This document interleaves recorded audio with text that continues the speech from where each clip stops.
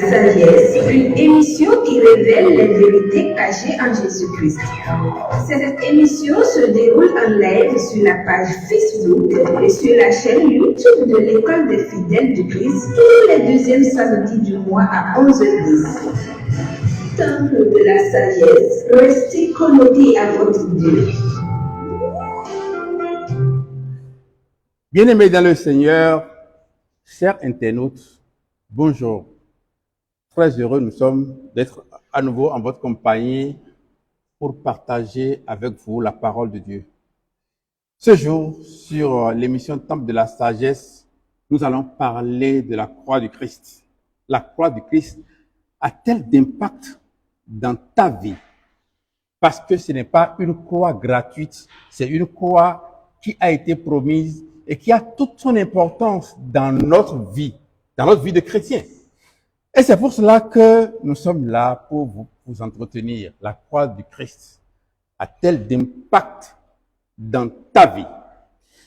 À l'entame de cette émission, nous allons vous lire Matthieu chapitre 27, verset 46 qui nous dit « Et vers la 9e heure, Jésus s'écria d'une voix forte, « Élie, Élie, lama sabachthani » c'est-à-dire « Mon Dieu, pourquoi m'as-tu abandonné ?» C'était à la croix qu'il avait prononcé ce mot. Pourtant, il avait dit « Depuis toujours, celui qui m'a envoyé ne m'a jamais laissé, il est toujours avec moi. Il est toujours avec lui. » Et à un moment donné, il a crié « Père, mon Dieu, pourquoi m'as-tu abandonné ?» Cela veut dire qu'à un moment donné, Dieu l'a abandonné comme quelqu'un qui méritait donc d'être à cette croix, d'être sur cette croix, de subir cette supplice, cette souffrance que toi et moi, nous méritons parce que nous sommes des pécheurs. Lui, il ne l'a jamais été. La croix du Christ a-t-elle d'impact dans ta vie? Cela doit avoir, c'est pourquoi on le dit.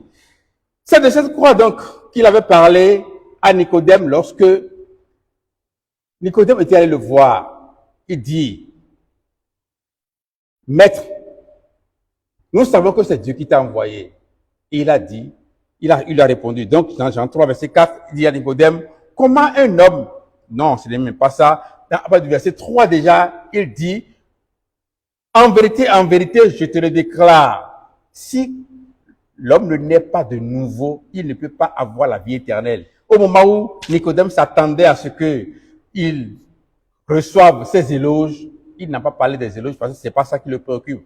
Il a même dit dans Jean 5, verset 41, « Je ne reçois pas les éloges qui viennent des hommes. Je vous connais et je sais que vous n'avez pas d'amour pour Dieu. » Ce n'est pas le cas de Nicodème, mais il a ignoré donc ces éloges et il lui a dit, il lui a parlé de la nouvelle naissance.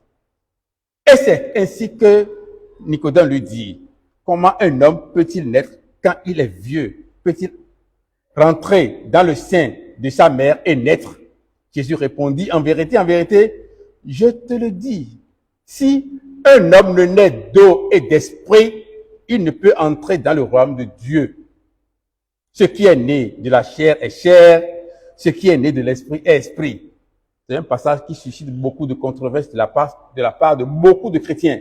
Parce que pour certains, l'eau, c'est la parole. Mais l'eau, ce n'est pas la parole. Parce que la parole a joué un rôle à part et l'eau a joué un rôle à part. Éphésiens 5, 25 l'a clarifié. Maintenant, il a dit, l'homme doit naître d'eau et d'esprit. Et dans le verset 14, il dit, et comme Moïse éleva le serpent dans le désert, il faut que de même le Fils de l'homme soit élevé, afin que quiconque croit en lui ait la vie éternelle. Ça veut dire qu'il a fait une analogie entre la croix et la perche qui a porté le serpent dans le désert au temps de Moïse. Au temps de Moïse, dans Nombre 22, les enfants d'Israël étaient devenus rebelles, comme nous le sommes aujourd'hui. À travers toutes nos imaginations, toutes nos transgressions, toute notre rébellion face à Dieu. L'homme n'est pas satisfait d'être homme, il veut devenir femme. La femme n'est pas satisfaite d'être femme, elle veut devenir homme. On fait des mariages contre nature, il y a des homosexuels aujourd'hui, il y a des gays, des lesbiennes, il y a toutes sortes de rébellions face à ce que Dieu a créé, face à la créature de Dieu. Le plan de Dieu est mis en mal aujourd'hui. C'est la même chose qui se passait donc en ce moment-là. Et les serpents sont rentrés parmi eux. Et lorsque le serpent mord quelqu'un, il perd la vie. Naturellement, parce que dans le venin du serpent, il y a quelque chose qui peut tuer. Moïse a reçu l'ordre de fabriquer un serpent, mais en métal simplement. Et on l'a mis sur un poteau, une perche bien haute. Et lorsqu'on l'a mis sur une perche, lorsque quelqu'un est mordu par le serpent, il regarde cette perche-là, il a la vie. La croix du Christ a-t-elle un impact pour toi? C'est ça. La perche avait sauvé les gens d'hier. Aujourd'hui, c'est la croix qui veut te sauver. Et il faut donc bien écouter cette émission-là. Cette croix doit avoir un impact. Il a dit, dans le verset 14, 15 de Jean 3, et comme Moïse a élevé le serpent dans le désert, il faut de même que le Fils de l'homme soit élevé, afin que quiconque croit en lui ait la vie éternelle. Aujourd'hui, on ne peut pas regarder la croix. On ne peut pas voir aujourd'hui la croix, mais on va la voir par la foi. C'est pourquoi elle a dit, quiconque croit en lui est la vie.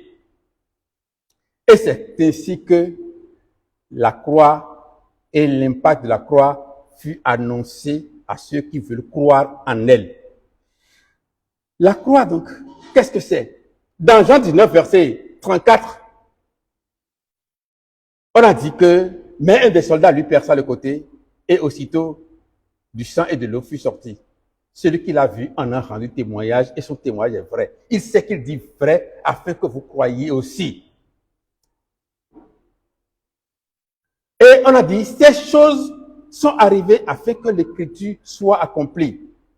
Dans Exode chapitre 12, quand on parlait des règles liées à la Pâque, on a interdit donc aux gens de briser les os de l'agneau qui a servi à la Pâque. Et Christ qui est notre Pâque aujourd'hui, quand ils sont partis pour briser ses os, ses jambes, ce n'est pas une interdiction, mais ils ont constaté que Dieu a déjà contourné ce plan, il a déjà rendu l'âme avant qu'il n'arrive. Ils l'ont abandonné parce que on ne peut pas briser les os de l'agneau de la Pâque. C'est le Christ. Ils ne l'ont pas fait. Et quand ils sont partis, un soldat lui a percé le côté avec une lance et du sang et de l'eau était sorti. Et l'Écriture avait dit autrefois, dans Zacharie 12, verset 10, les hommes, pour être sauvés, ils regarderont à celui qu'ils ont transpercé. Voulez-vous regarder cette croix? C'est d'elle que nous vous parlons aujourd'hui. Elle est indispensable pour votre salut. Au-delà de toute votre connaissance.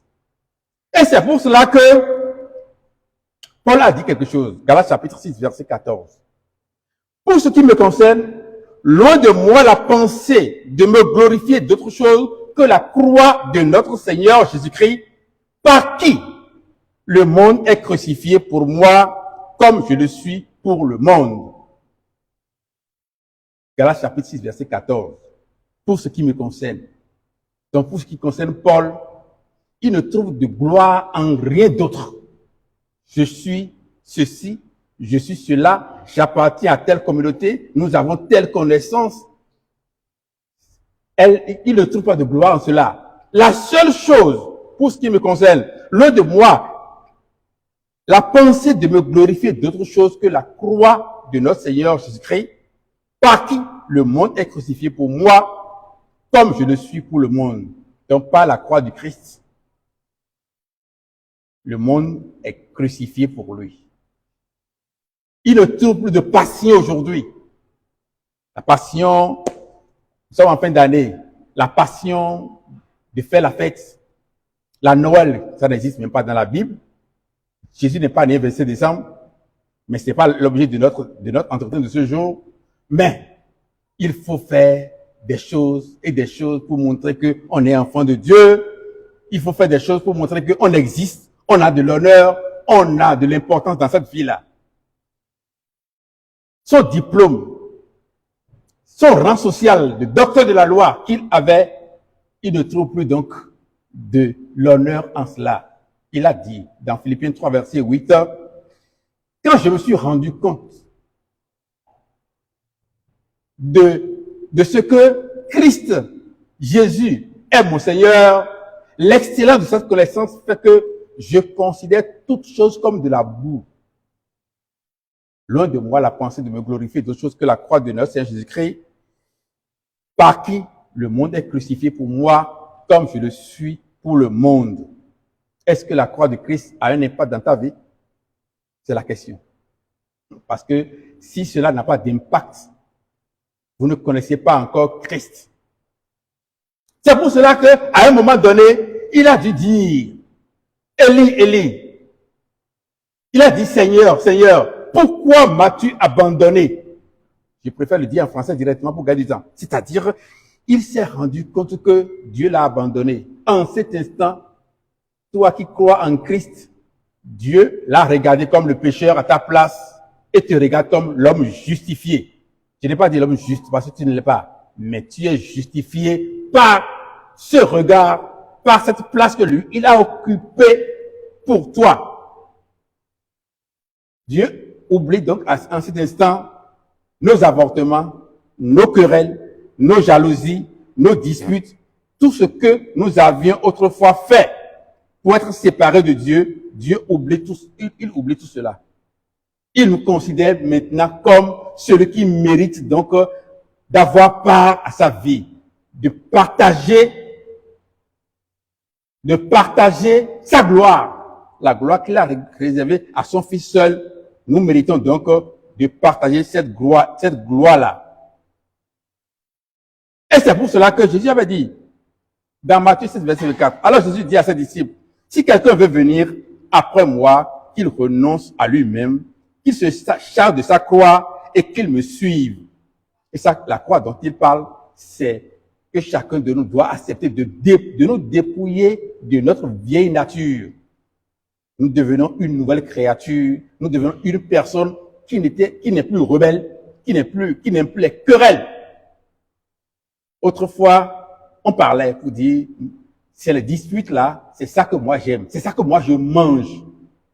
Désormais, nous n'allons plus manger les disputes, nous n'allons plus prendre plaisir, donc, à parler comme cela, comme si nous ne connaissions pas Dieu.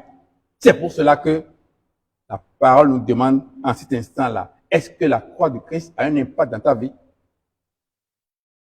L'apôtre Paul a dit, pour ce qui me concerne, loin de moi la pensée de me glorifier d'autre chose que de la croix de notre Seigneur Jésus-Christ, par qui le monde est mort pour moi, comme je le suis pour le monde. Je dois pouvoir parler comme Christ. Je dois pouvoir parler comme l'apôtre Paul.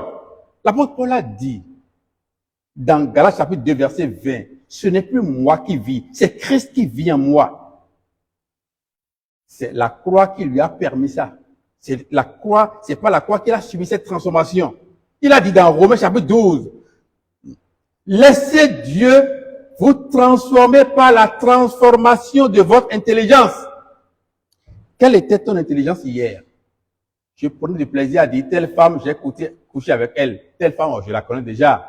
Je prenais du plaisir à dire, en tant que femme, oh, vraiment, le monsieur là, je l'ai déjà cassé. Lui là, je l'ai déjà oublié. Je suis maintenant avec telle personne. Je prenais du plaisir hier à dire, vraiment, je suis intelligent parce que là, j'ai trompé mon patron et j'ai volé son argent. Je suis intelligent parce que j'ai trompé mes parents pour leur arracher de l'argent. Je leur ai dit, on a demandé la contribution, c'est 100 000. Il m'a donné et je suis allé m'acheter cette chaussure-là. Juste, je prenais du plaisir à dire ça là hier. C'est ça. C'est pour ça que l'apôtre Paul a dit, nous étions autrefois insensés, égarés, asservis à toute espèce de convoitise et de volupté. Nous haïssant les uns les autres. C'est ça. Nous méritons d'être haïs nous-mêmes d'abord. Chapitre 3, verset 3. Mais il a dit, mais lorsque Dieu manifesta sa bonté et son amour pour les hommes, il nous a sauvés, non point parce que nous aurions accompli des actions justes, mais c'est selon sa miséricorde par le baptême de la régénération. C'est à la croix que Dieu a pu faire cela pour nous. Et c'est pour cela que Romains 6,3 dit, ignorez-vous que nous tous qui avons été baptisés, c'est en sa mort que nous avons été baptisés. C'est à la croix qu'il est mort. Et c'est ça ce que nous devons savoir. C'est ça ce que nous vous invitons à comprendre aujourd'hui. Nous sommes enfants de Dieu. Nous prions beaucoup.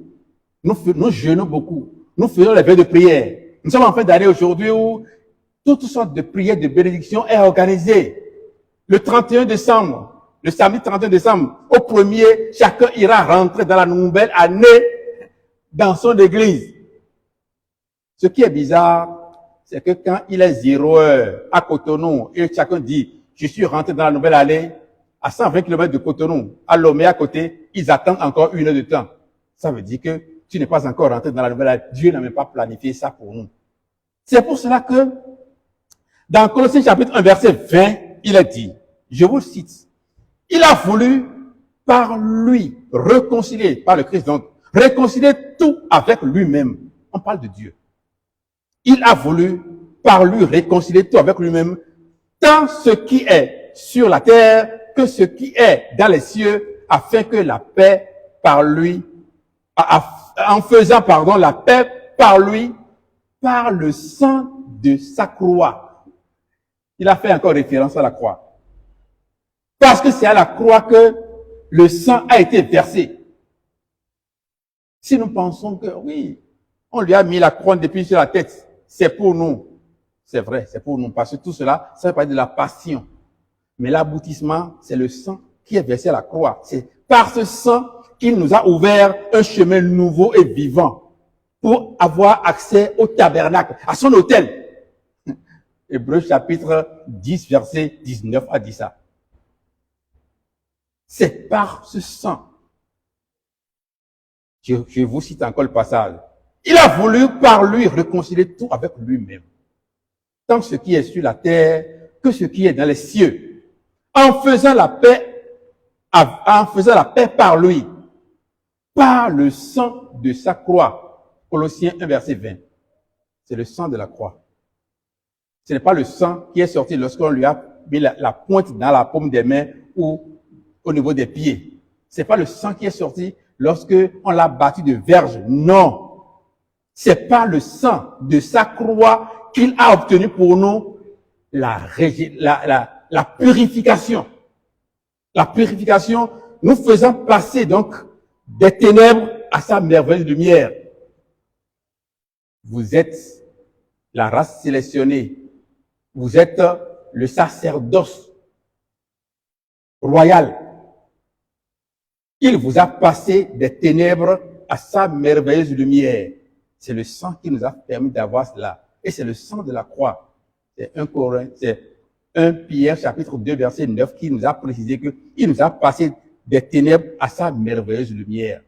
Et 1 Pierre chapitre 2 verset 25 nous a dit, maintenant nous nous sommes ramenés. Nous étions autrefois comme des bergers errants. Non, des brebis errantes. Maintenant, on nous a ramenés au berger. Pas à un berger, le vrai. On nous a ramenés au berger qui est en même temps le gardien de nos âmes. C'est par le sang qui nous a fait cela. Il a obtenu pour nous le pardon de nos péchés. Colossiens 1, verset 20 à 21, je vais tout citer maintenant. Il a voulu par lui réconcilier tout avec lui-même. Tant ce qui est sur la terre que ce qui est dans les cieux, en faisant la paix par lui, par le sang de sa croix. Et vous, qui étiez autrefois étrangers, et ennemis par vos pensées et par vos mauvaises œuvres, il vous a maintenant réconciliés par sa mort dans le corps de sa chair. C'est la croix. Est-ce que la croix a un impact dans ta vie? Tu danses tous les jours pour Dieu. Applaudissez le Seigneur et puis vous applaudissez. Piétinez le diable et on piétine le sol. Alors que dans la même salle, il y a un mari et sa femme, chacun est venu. L'un est venu avec le moyen de la famille, l'autre a pris un transport parce qu'ils ne s'entendent pas bien. Et les deux sont en train d'applaudir le même Christ et de piétiner le même diable. Alors que le diable, il n'est pas au sol, il est dans le cœur. C'est ça. Où se trouve notre adoration? Où se trouve donc notre salut? C'est pour cela que une de nos émissions vous a dit, c'est en vain que tu adores Dieu. C'est en vain. Il est temps que chacun de nous trouve le vrai chemin.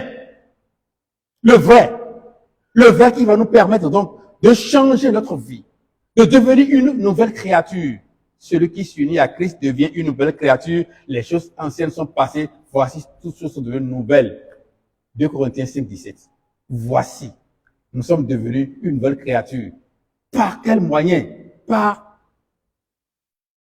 la croix. Chacun de nous doit retourner vers la croix, porter nos regards vers la croix et trouver en elle le chemin de notre salut. C'est de cette croix-là que le sang a été versé avec de l'eau. L'eau qui a servi à nous baptiser, à nous donner le baptême de régénération. De sorte que nous sommes capables aujourd'hui de vivre avec Dieu d'une vie juste, d'une vie de lumière. Nous sommes devenus une nouvelle personne. C'est ça ce que Dieu a fait pour nous. Nous sommes devenus une autre personne. Notre être ancien est passé. Le rebelle qu'on était, le sorcier qu'on était, le querelleur, le jaloux, celui qui ne pardonne jamais, celui qui aime les combats, les disputes. Tout ce qu'on était hier doit passer derrière maintenant qu'il est mort à la croix pour nous. Parce qu'on a dit, il nous a réconciliés avec lui.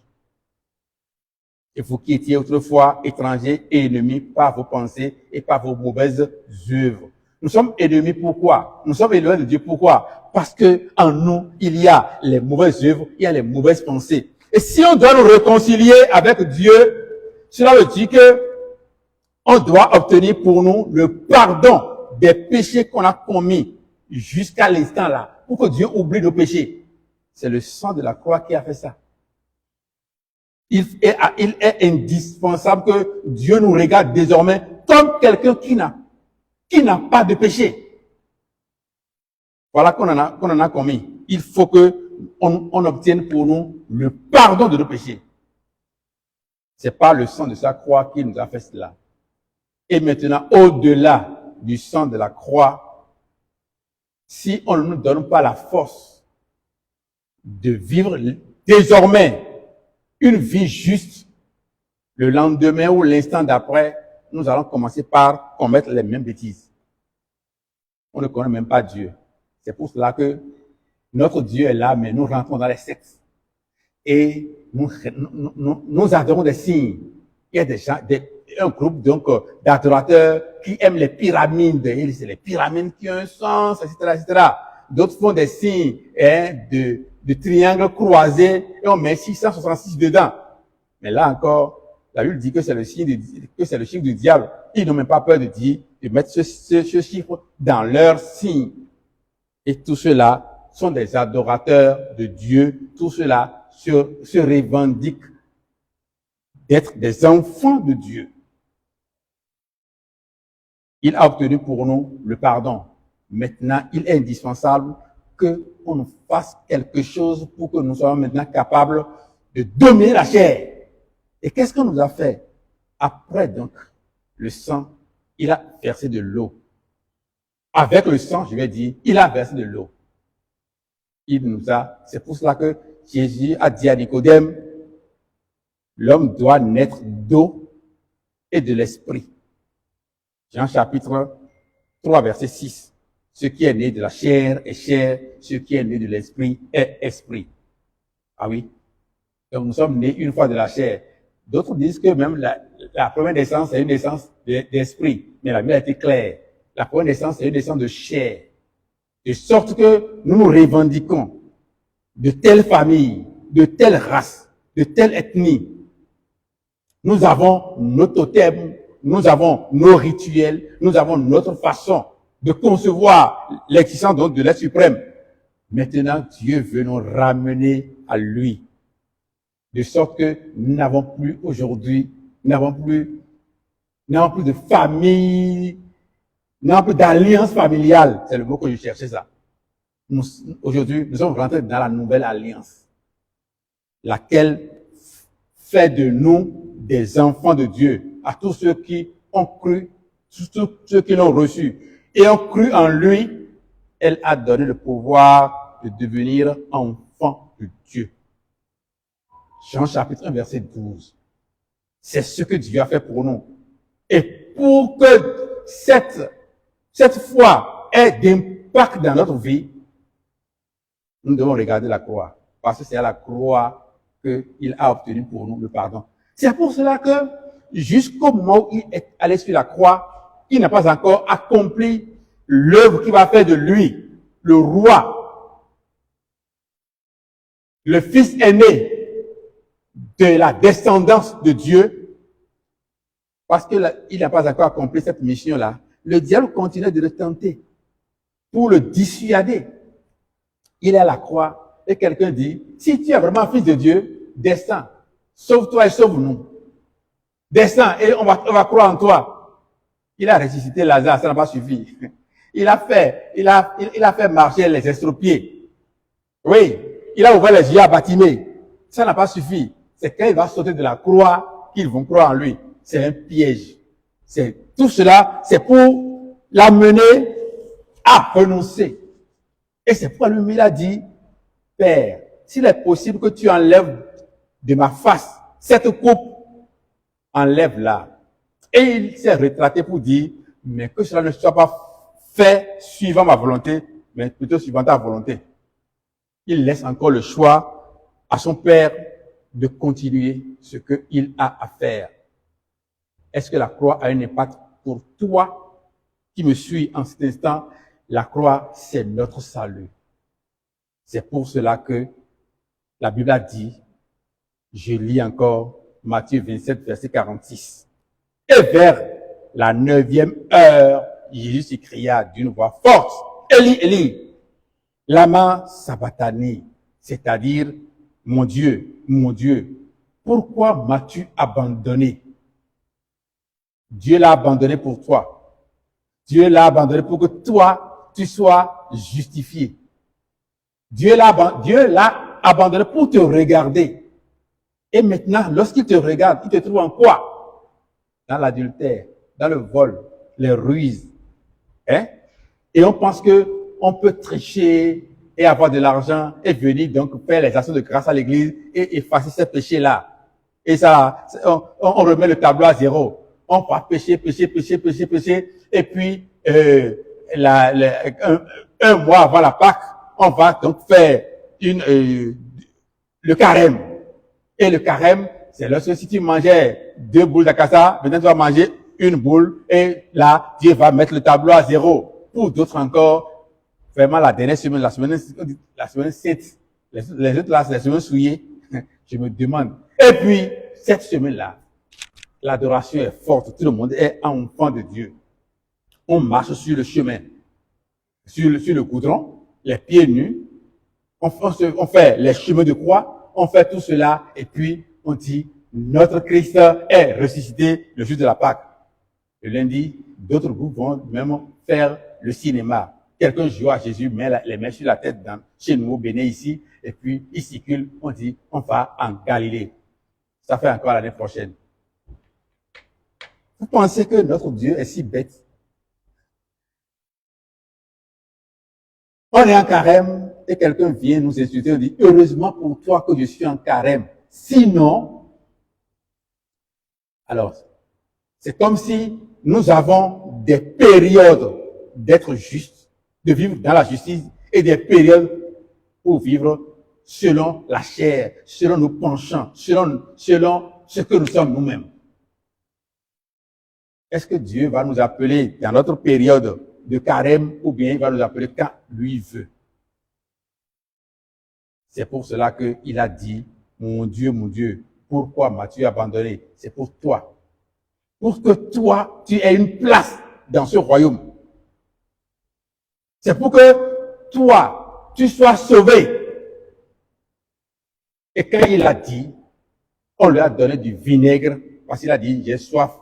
Et il a dit, tout est accompli. Il a rendu l'âme. Il a fini pour lui. Dieu, dans son plan, a fait le reste. En prenant le sang de sa mort, le sang de sa croix. Et ce sang nous a permis donc d'être justifiés devant Dieu. Si tu ne crois pas en ce sang, c'est que tu ne connais pas encore Dieu. Si tu ne crois pas en ce sang et tu crois en d'autres sangs, c'est que tu ne connais pas encore le chemin de tout salut. Pour que les gens soient sauvés, ils regarderont à celui que eux-mêmes ils ont transversé. C'est là l'apothéose, l'élément fondamental, l'élément final de notre salut. Quand il a fait ça, il a dit tout est accompli et tout cela a été fait. Le salut est descendu aux hommes. Le salut est venu à nous. Et nous qui n'étions pas là en ce moment-là, comme ceux qui étaient là en ce moment-là, et comme ceux qui même ont vécu avant cet événement, nous devons tous maintenant porter notre regard sur cette croix, par qui ou par laquelle le monde est mort pour nous, comme nous sommes morts pour le monde. C'est parce qu'on n'a pas encore reçu cela que nous continuons. Comment est-ce qu'un chrétien, pour remercier Dieu de lui avoir donné la vie, de lui avoir donné le souffle de vie jusqu'à l'avènement du nouvel an, il commence par ouvrir des boissons alcoolisées, il se saoule la gueule, il fait des bêtises, des enfants peut-être vont perdre leur vie, les filles vont perdre leur virginité. Cette nuit-là, quelle est cette façon de fêter, de remercier Dieu? Quelle est cette façon de remercier Dieu? De faire ce que Dieu a refusé pour le remercier. C'est ça le problème aujourd'hui. C'est parce que la croix n'a pas encore d'impact dans ta vie que tu fais tout ce que tu veux, pensant que tu es libre de le faire.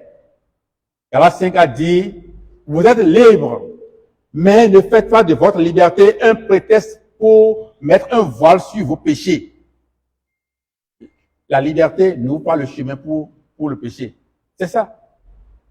Nous sommes tous dans la vague, dans la mêlée, chacun mène sa vie comme il veut. Mais le moment est arrivé où Dieu nous a révélé le chemin du salut.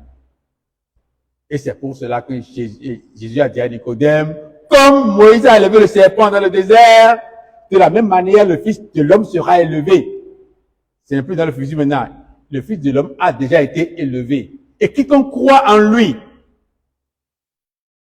aura la vie. 1 Corinthiens, chapitre 1. Le verset 23 dit, nous prêchons Christ crucifié. Scandale pour les Juifs. Et folie pour les autres aussi. Pas pour les Juifs seulement, hein, pour tout le monde. On dit, ah, c'est ça, c'est fini. Donc ça veut dire que quand il a la croix, tout est terminé. Oui, tout est terminé. C'est pourquoi lui, il a dit, tout est accompli. Il a rendu l'âme. Et comme lui-même ne peut pas faire sortir l'eau, il a rendu l'âme. Et Dieu a conduit ce soldat à lui percer le côté. L'apôtre Paul a dit, Christ ne m'a pas envoyé pour baptiser, mais c'est pour annoncer l'évangile, et cela sans utiliser le langage de la sagesse humaine, afin que la croix du Christ ne soit pas rendue vaine. Ça veut dire qu'il y a une chose très importante dedans. La mort du Christ là, moi j'ai reçu Christ dans ma vie, j'ai été baptisé par tel prêtre, par tel pasteur, j'ai fait ma communion telle année, j'ai fait ma confirmation, j'ai fait le mariage, j'ai fait ci, j'ai fait ça, mais c'est l'alcool, c'est le surabi qui est devant lui, et il raconte ça. Ses comportements sa vie ne reflète pas la vie de quelqu'un qui est né de nouveau. Il a une femme à la maison, mais il a son deuxième bureau en ville. Hein? Et il dit, bon, c'est pas, si chacun devait épouser une femme, le reste qui va les épouser. Et tu as épousé 4, il en reste encore, hein. Il faut continuer. Parce que tu n'as encore rien fait. Et il y en aura toujours. Ce n'est pas à moi de régler le problème, c'est Dieu qui doit le régler. Ce que lui m'a dit de faire, je le fais. Ouais. Dieu a dit, il a dit. Dieu n'a pas créé l'homme pour la femme, mais la femme pour l'homme. Il n'a pas créé Dieu à cause de la femme. Il n'a pas créé l'homme à cause de la femme, mais il a créé la femme à cause de l'homme. Ça veut dire que Dieu a prévu donc que tu es une femme pour toi. Et la façon dont tu as vécu avec cette femme, tu iras rendre compte à Dieu. Et la femme aussi ira rendre compte à Dieu de ce que il a fait de l'homme qu'on lui a donné. Et chacun de nous, on pense qu'on est libre de prendre la femme que nous voulons, d'en faire ce que nous voulons, on abandonne celle qui est à la maison, on sort, et puis on fait la vie. C'est ça. Je t'ai déjà donné à manger, donc c'est fini. Pourquoi est-ce que tu m'embêtes? Qu'est-ce qui te manque? Tu as tout, non? Oui. C'est ça.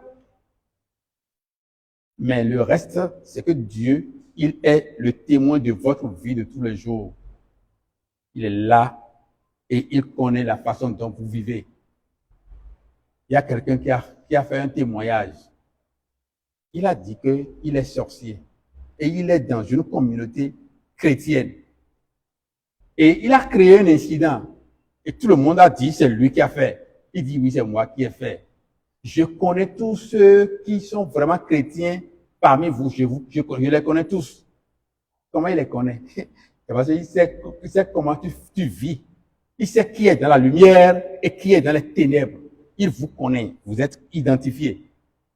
Il est temps de rentrer maintenant dans la lumière du Christ, de rester sous sa main protectrice. Vous étiez comme des brebis errantes.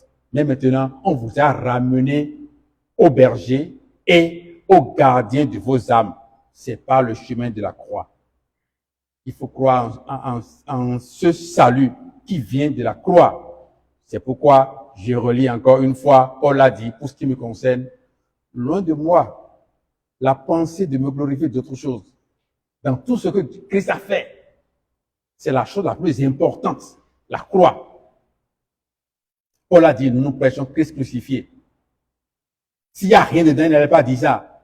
Il a dit, afin que la croix de Christ ne soit pas rendue vaine, je ne vais pas utiliser le langage de la société humaine, je ne vais pas baptiser les gens, parce que cela fait perdre de vue toute la grandeur qui se trouve dans la croix du Christ. C'est ça.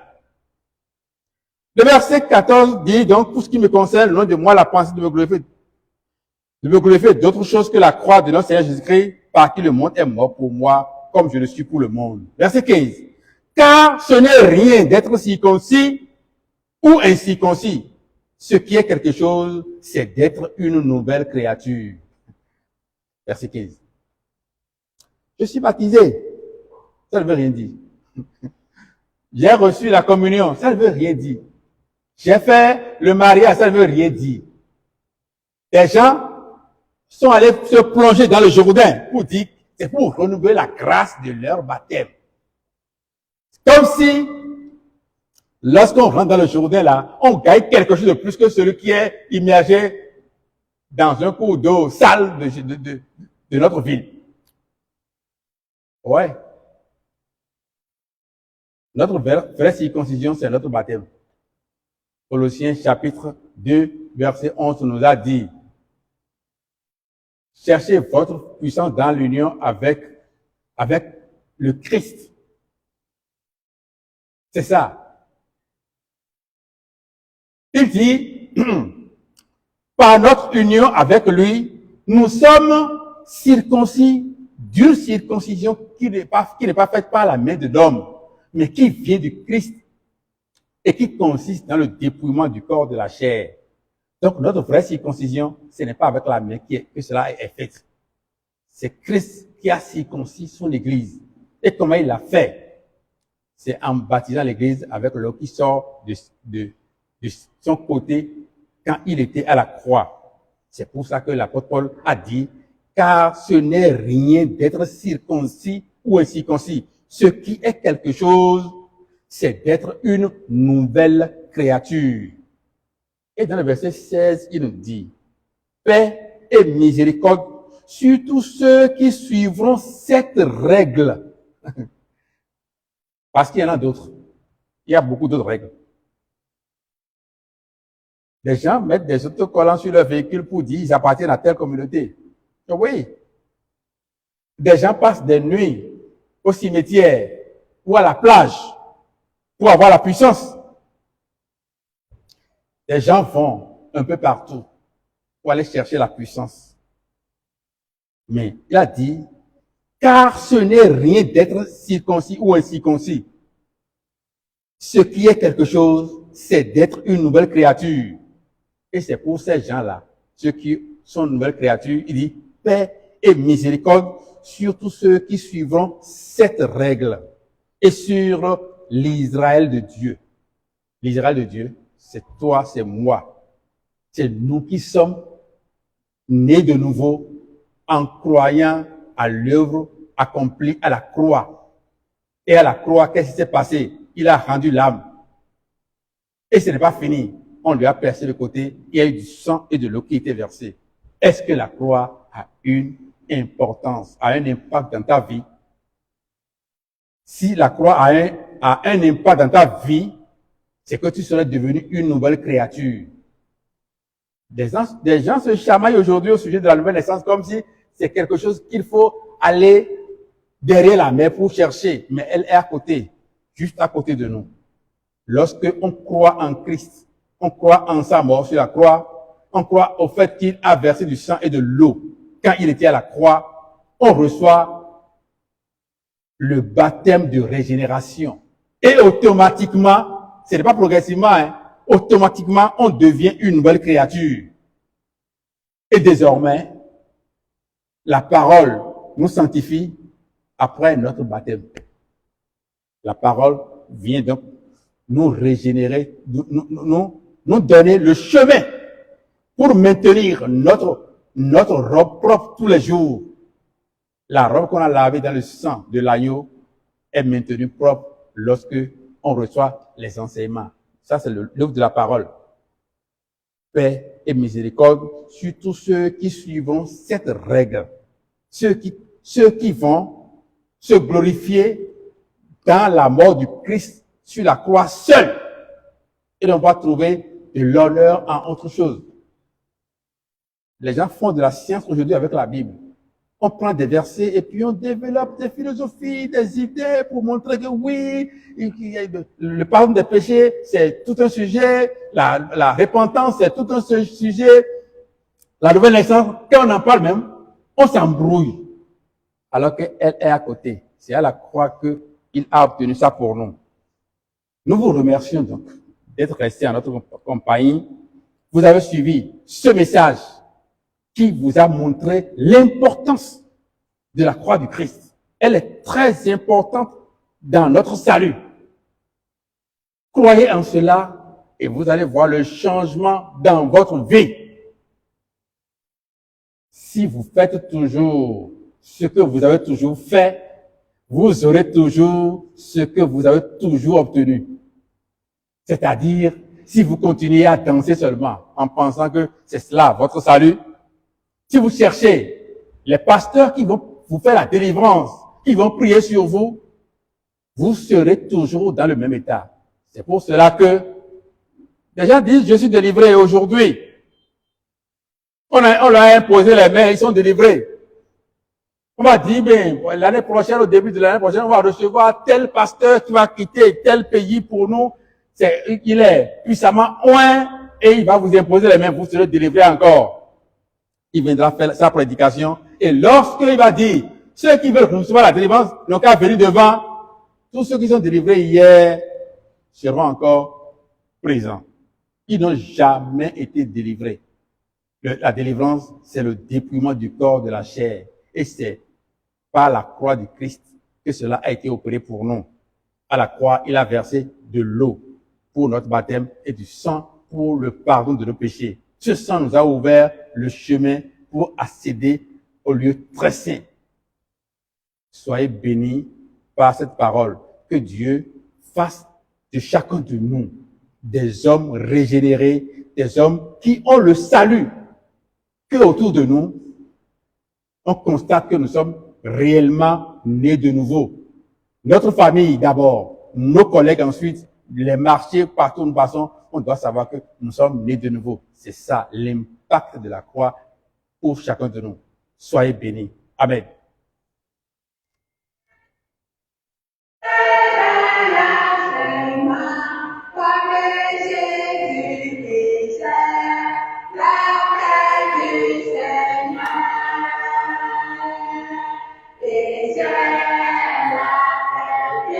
Oh, merci.